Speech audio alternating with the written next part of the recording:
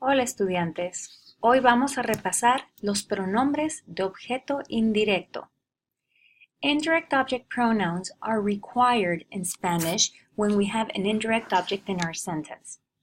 The indirect object answers the who or the whom of the verb. But let's first practice identifying that indirect object with an example in English. In English, if I say, John gave the books to Mary, this sentence is grammatically correct in English. Our verb is gave. So John gave what? The books.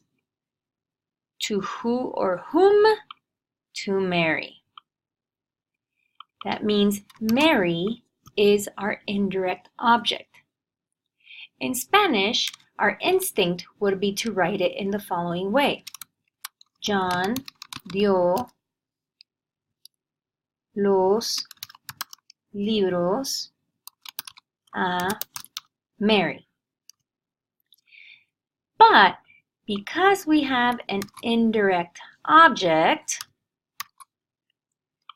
we must represent it, also add an indirect object pronoun. In this case, Mary is singular and she is third person. So we would use le. So, if I were to say John le dio los libros a Mary, now my sentence is grammatically correct. Before, you may have been writing sentences without the le, but now that we are integrating the indirect object pronouns, now we are writing grammatically correct sentences. Let's work through another example. If I were to say, Steve brought the roses for Sarah.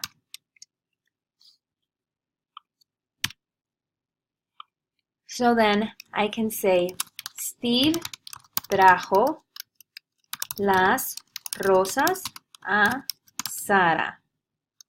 Again, if I were to ask myself, Steve brought what? The roses. For whom? For Sara. Sara is our indirect object.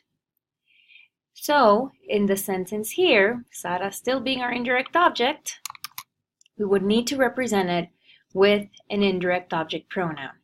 Again, it would be le, and we would place it before the conjugated verb. Now for placement. The rules for placement are exactly the same as those of the direct object pronouns that you have previously practiced. If we only have one verb, as is the case in our two examples, then the indirect object must go before that conjugated verb. If we have two verbs, for example, if this sentence said needs to bring, which would be necesita traer, then we have two options. We can leave it before the conjugated verb, and this is a grammatically correct sentence, or we can attach it at the end of an infinitive. Steve necesita traerle las rosas a Sara. Both of those are acceptable and both of those can be used. It is your choice. You can always attach at the end of an infinitive or a participle form, such as those ando, yendo. So again, you can have le necesita traer or necesita traerle. The decision is yours. I hope this helps you as you are working through your indirect object pronouns.